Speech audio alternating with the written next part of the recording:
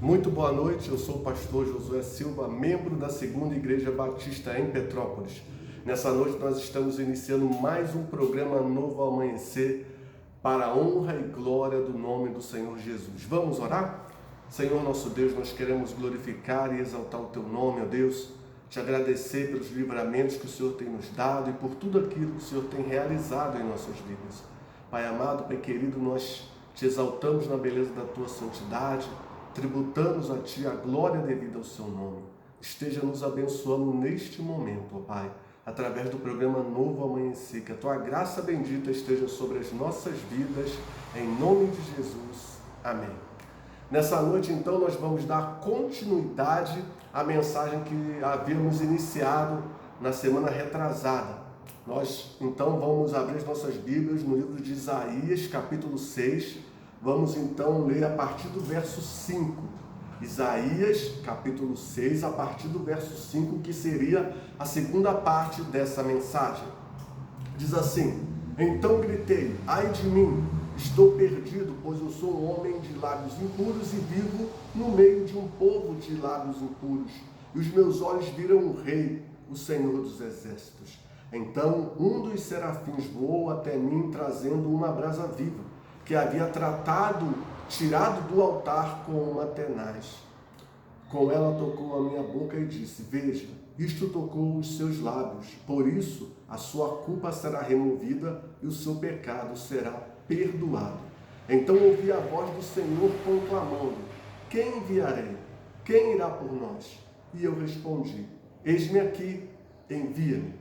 Então, na segunda parte dessa mensagem, nós gostaríamos de refletir as outras configurações que podemos perceber dentro desse texto de Isaías.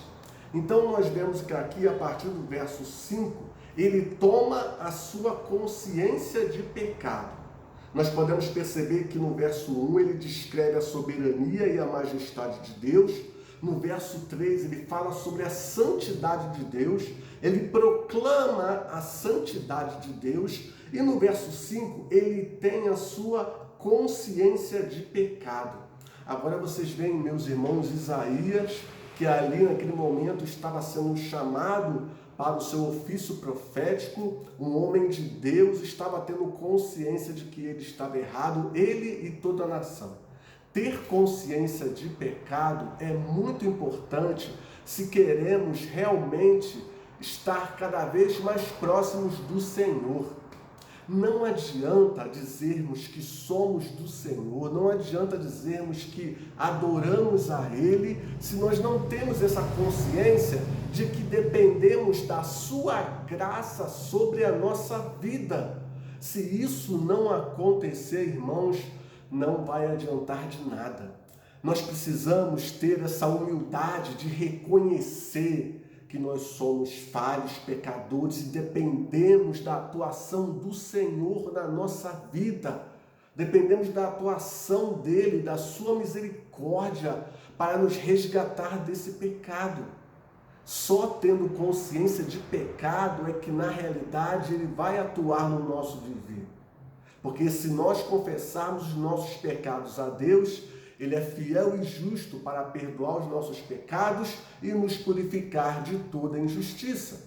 Nós vemos aí muitas pessoas, por se considerarem boas, principalmente aquelas pessoas que às vezes praticam o bem, praticam as boas obras, fazem caridade, acham que são muito boas e por isso pensam que não têm pecado algum. Se nós perguntarmos às pessoas que não vivam refletindo na sua vida, que não fazem uma reflexão sobre o seu viver, elas vão dizer que elas não têm pecado, porque elas não matam, não roubam, não praticam nada assim escandaloso, mas só que elas estão enganadas. A Bíblia fala que todos nós pecamos e destituídos fomos da graça de Deus.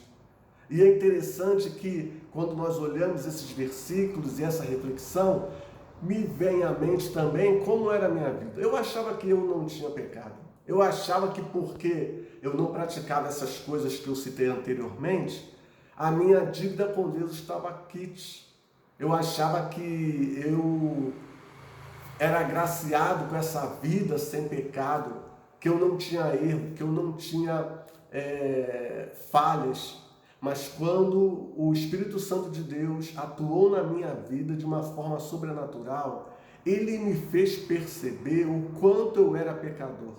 Ele me fez entender e me fez enxergar que eu tinha pecados sim, em que eu precisava me arrepender e procurar uma nova caminhada para o meu viver.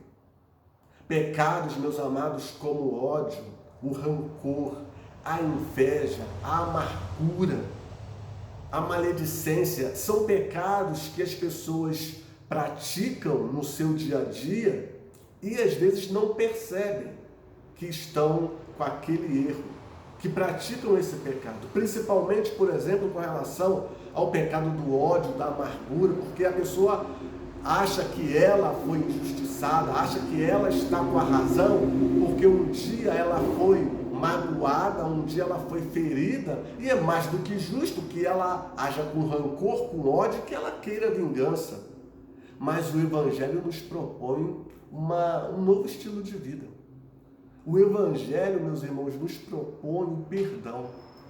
O Evangelho nos dá a consciência de que se Deus me perdoou dos meus pecados, principalmente o pecado que veio lá de Adão, né? Como eu falei anteriormente, Adão contaminou toda a raça humana. Se Deus me perdoou da condenação eterna, quem sou eu para não perdoar o pecado do meu próximo? Quem sou eu para não perdoar o pecado do meu semelhante?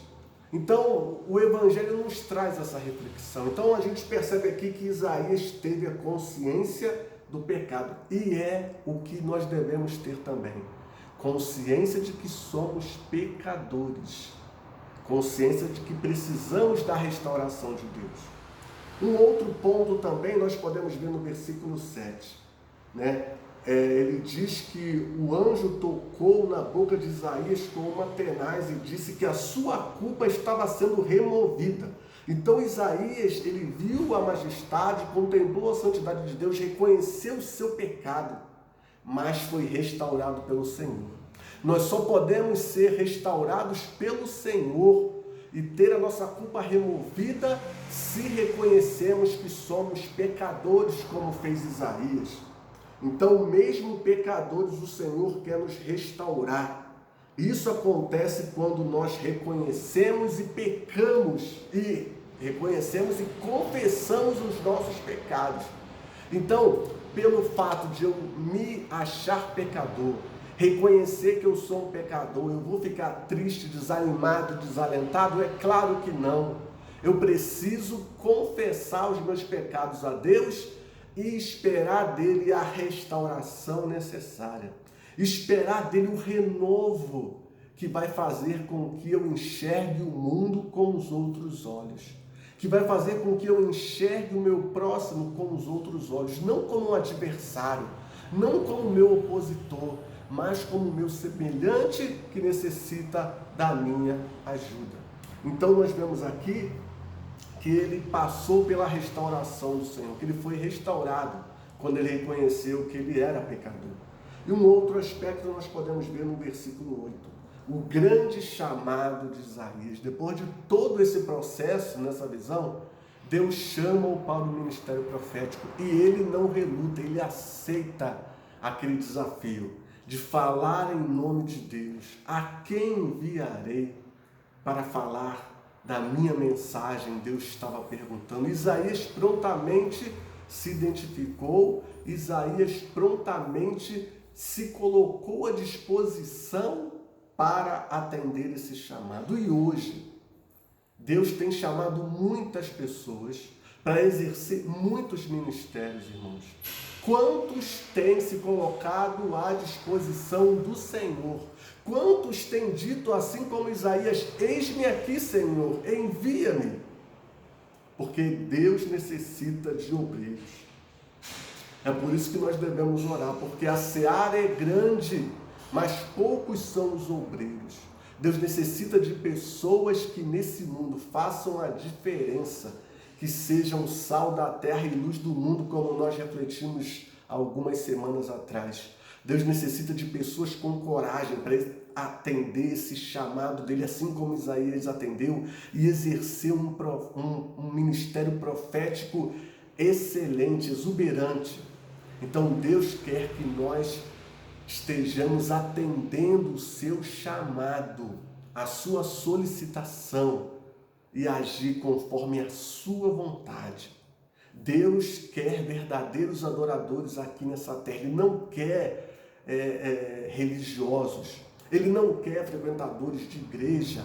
Ele quer pessoas que se colocam à sua disposição, pessoas que são santas, separadas do sistema mundano e consagradas a Ele. E que, acima de tudo, tenham essa capacidade, essa coragem de trabalhar em prol do reino dos céus. Que Deus possa abençoar a sua vida, que Deus venha te iluminar, te guiar e que a glória dele venha se refletir sobre o seu viver. Em nome de Jesus, amém.